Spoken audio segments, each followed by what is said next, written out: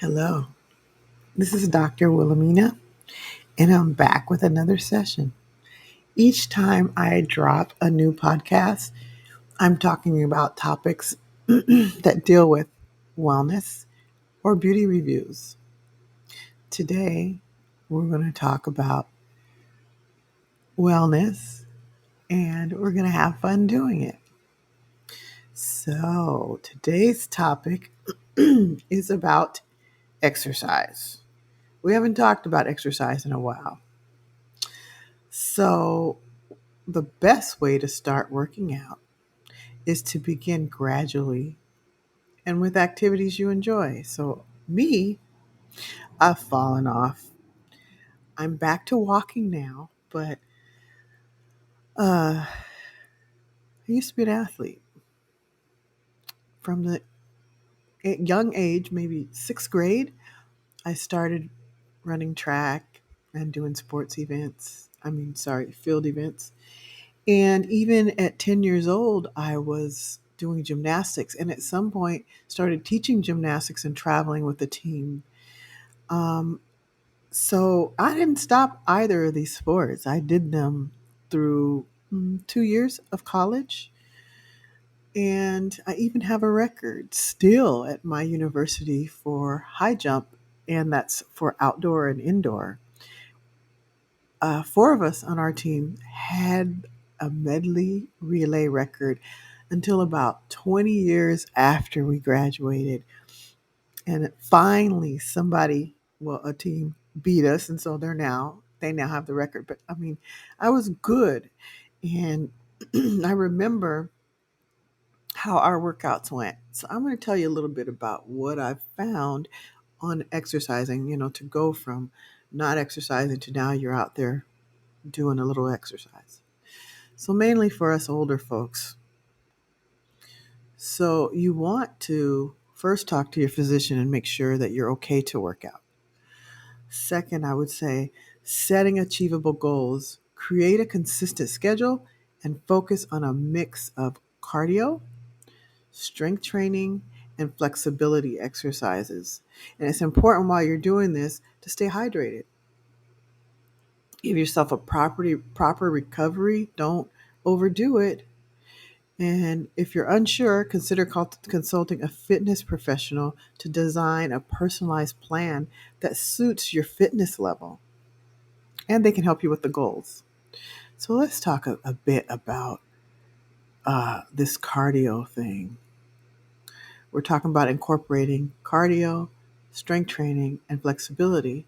So, cardio exercise um, is short for cardiovascular exercise, and it refers to activities that raise your heart rate and increase your breathing rate, effectively working your cardiovascular system. These exercises focus on improving your heart rate, your lungs, your circulatory system, and common cardio exercises for workout. You know those: running, jogging, cycling, swimming, dancing, a brisk walk. That's where I'm at now. Brisk walk and jumping rope. Those are some of them. And if you engage in these regularly, I don't know why I can't say that word, regularly. Cardio workouts help to improve your endurance,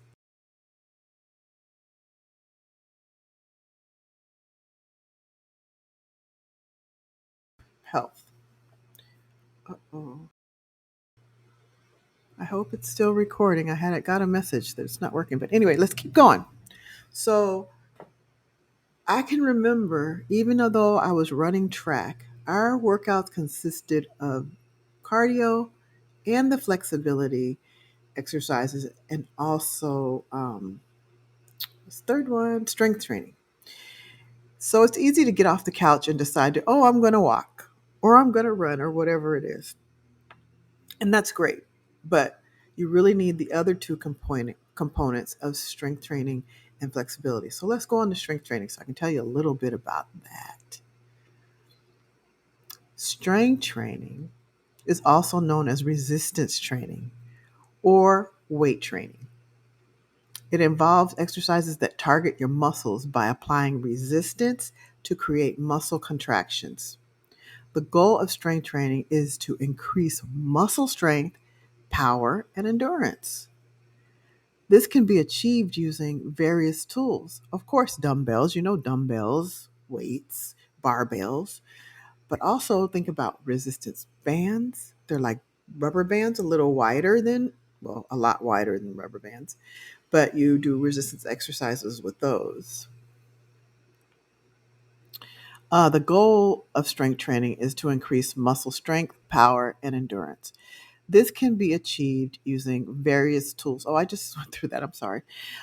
Examples of strength training exercises include squats, push ups, deadlifts, bench press, and bicep curls. Now, so it's very important that you've seen your medical provider to make sure that you are able to do these type of exercises before you start them. These you can really hurt yourself if you're not in that great of shape and you're not ready. And so seeing a professional, also a fitness professional, would help because they're going to give you what you need to not make you go so far in that you're going to pull muscles or, injure yourself. Incorporating strength training into your fitness routine helps build muscle mass, uh, boost metabolism, improve bone density, and enhance overall functional fitness. Now, if you're my age, sometimes you've been sitting on that chair too long because you work sedentary. So you get up and you feel those muscles when you go to walk, and you haven't done anything but stand up. I know I have a hip issue, and it's from the sitting too long. Get up, and my muscle doesn't want to stretch at my hip. It wants to pull me back down.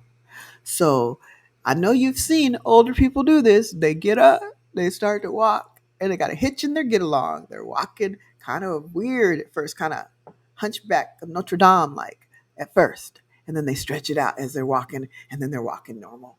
So strength training helps with that. Also seeing a medical professional. Okay, the last one I want to talk about is flexibility workout. That focuses on improving the range of motion and elasticity of your muscles and joints. These exercises help increase flexibility, reduce muscle tension. I was just talking about that, and enhance overall mobility.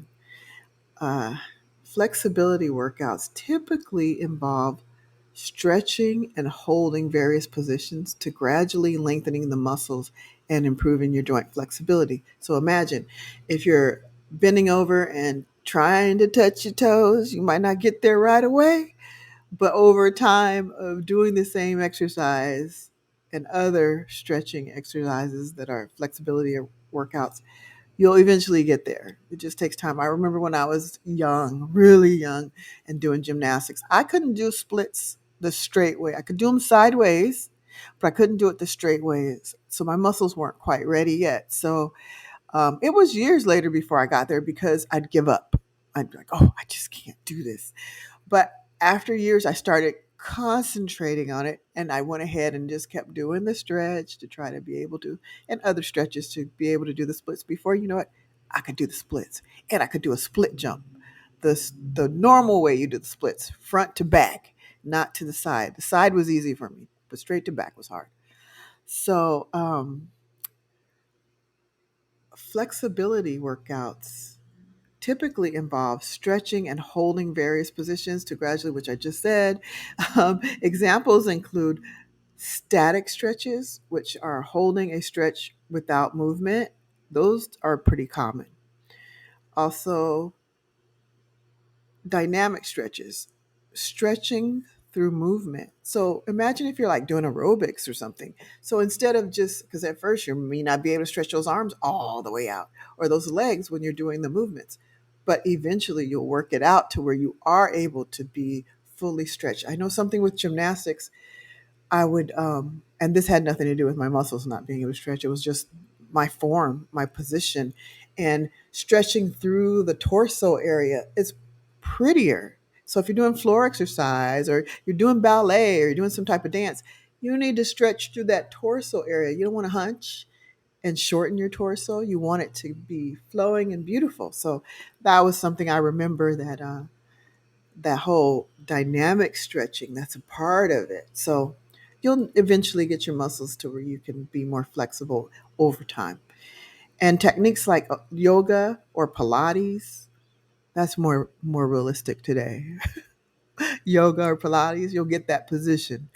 Uh, Incorporating flexibility exercises into your routine can help prevent injuries. That's true. And improve posture. So if you're one of those people that hunch, I remember years ago hunching, I wanted to be shorter. And plus, there's this thing. I don't know if you've ever seen gymnasts when they stand kind of with their feet to the side on one hip, but they hunch over. It was something that was just a fad that we went through. Standing, having good posture and standing straight up is really good for you.